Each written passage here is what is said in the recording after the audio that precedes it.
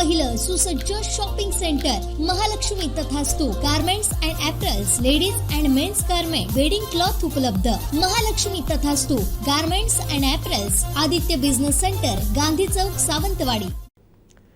हिंदू मुस्लिम एकतेचं प्रतीक परमपूज्य श्री सद्गुरू मियासाहेब यांचा 78वा पुण्यतिथी उत्सव सोहळा भक्तिमय वातावरणात पार पडला.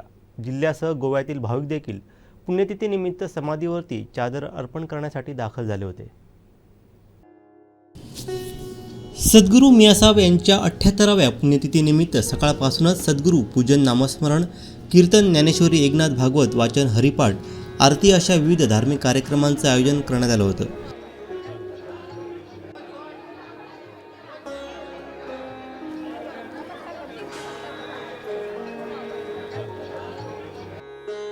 दुपारी महाप्रसाद पार पडला. जिल्ह्यासह गोवा, कर्नाटक येथील भाविक देखील पुण्यतिथीनिमित्त समाधीवरती चादर अर्पण करण्यासाठी दाखल झाले होते.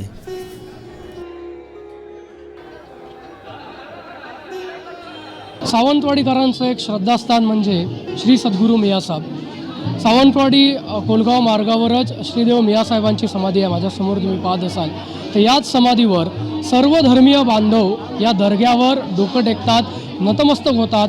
आपल्या मनातल्या ज्या इच्छा आहेत त्या श्री मियासाहेब, सद्गुरू मियासाहेब यांच्या कडे मागतात आणि त्या मागण्या मान्य होतात. अनेक जणांना मियासाहेबांची अनुभूती आहे, मियासाहेबांबद्दल अनेक जणांचे अनुभव आहेत, ते पुस्तक स्वरूपात सुद्धा आपल्यासमोर आलेले आहेत. अगदी मोठी परंपरा आहे ती या ठिकाणी लाभलेली आहे. संतांची भूमी म्हणून कोकण ओळखलं जातं आणि याच संतांच्या भूमीतले श्री सद्गुरू मियासाहेब हे अवघ्या सावंतवाडीकरांचेच नव्हे तर अगदी सर्व सिंधुदुर्गवासियांचे दैवत आहेत. आजच्या पुण्यतिथी उत्सवानिमित्त अगदी सिंधुदुर्ग जिल्ह्यासह आपल्या गोवा आणि कर्नाटक राज्यातल्या कानाकोपऱ्यातले जे भाविक आहेत ते आजच्या या निमित्ताने या ठिकाणी येतात आणि दर्ग्यावर चादर चढवतात, दर्ग्यावर माथा टेकतात. एक महती या समाधीची आहे. या समाधीच्या शेजारी मियासाहेब यांच्या पत्नींची देखील समाधी आपल्याला पाहायला मिळते. अनेक संत महंत जे होऊन गेलेत, गुरु शिष्यांची परंपरा आपल्याला समोरच्याच बॅनरवर पाहायला मिळते. स्वामी समर्थांचे जे शिष्य आहेत ते देव मामलेदार यशवंत महाराज आणि सीताराम महाराज जे आपल्या सद्गुरू मियासाहेब यांचे गुरु होते. तर ही संपूर्णच नेमकी गोष्ट काय आहे, कारण मियासाहेब हे एक सर्वसामान्य नागरिक, सर्वसामान्य पुरुष होते, पण ईश्वराची भक्ती करा, परमेश्वराची भक्ती करा असा संदेश त्यांनी इथल्या सर्वसामान्य जनतेला दिला. जरी मुस्लिम समाजातले ते असले, सद्गुरू घराण्यातले असले, तरी हिंदू धर्माबद्दल किंवा सर्वच धर्माबद्दल त्यांना आस्था होती. सर्व धर्माबद्दल त्यांना एक प्रेम होतं आणि सगळ्यांचं हित किंवा सगळ्यांचं जो शेवट आहे सर्व धर्मांचा तो परमेश्वर आहे अशी त्यांची शिकवण होती. याच संदर्भात बोलण्यासाठी आपल्या सोबत वसंतजी राणे आहेत. काय सांगाल, मियासाहेबांची ख्याती सर्वदूर पसरलेली आहे. अनेक संत हे आपल्या महाराष्ट्रात होऊन गेले, त्यापैकीच एक मियासाहेब सर्व धर्माचं प्रतीक म्हणून त्यांच्याकडे पाहिलं जातं. आणि आजच्या निमित्ताने आम्ही पाहतोय की सर्व हिंदू बांधव असतील, इतर सर्व धर्मीय असतील, आज दर्ग्यावर माथा टेकताना आपल्याला पाहायला मिळतात. दर्ग्यावर लीन होतात, चादर अर्पण करतात, समाधीवर या ठिकाणी माथा टेकतात. काय सांगा?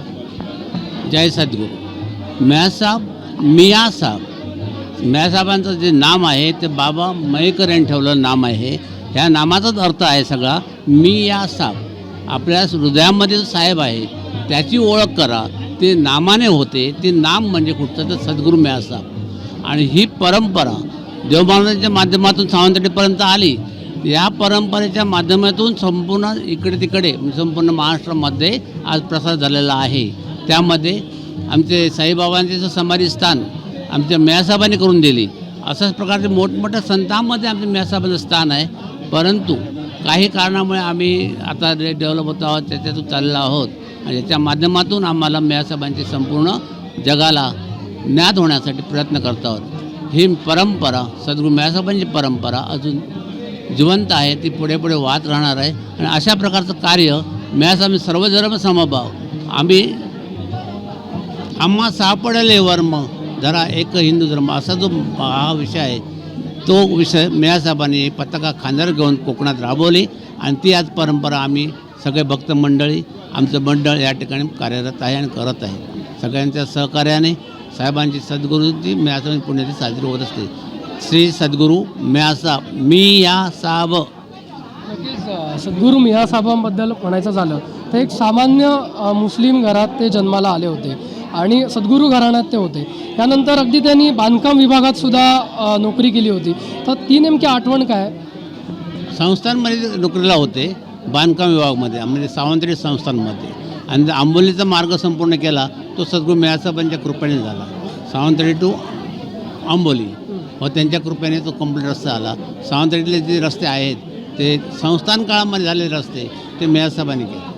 आणि तुम्ही जो उल्लेख केला की शिर्डीचे साईबाबा आहेत, शिर्डीच्या साईबाबांची समाधी बांधण्यामध्ये मियासाहेब यांचं योगदान आहे, तर ती नेमकी कथा काय? मियासाहेब ज्यावेळेस शिर्डी साईबाबांची समाधीची वेळ आली तेव्हा त्यांनी सांगितलं सावंतवाडीतून माझी माणसं येणार आहेत आणि ते माझी जागा दाखवणार आहेत कुठे समाधी करायची ती.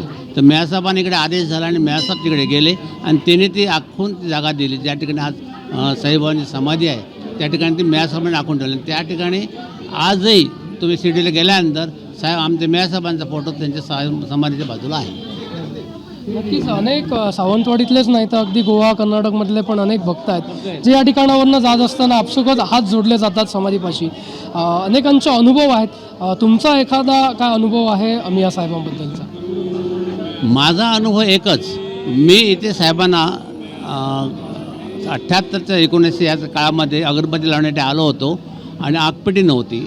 आगपेटी नसताना मी साहेबांच्या समाधीकडे मागणी करत होतो मला आगपेटीची व्यवस्था होऊन देत, इथं काय सोय नाही. रात्री 12 वाजेपर्यंत मी बसून होतो. शेवटी 2 वाजता एक व्यक्ती आली आणि ती म्हणाली तुझ्याकडे आहे, पहिलं तुझ्याकडचं बघ.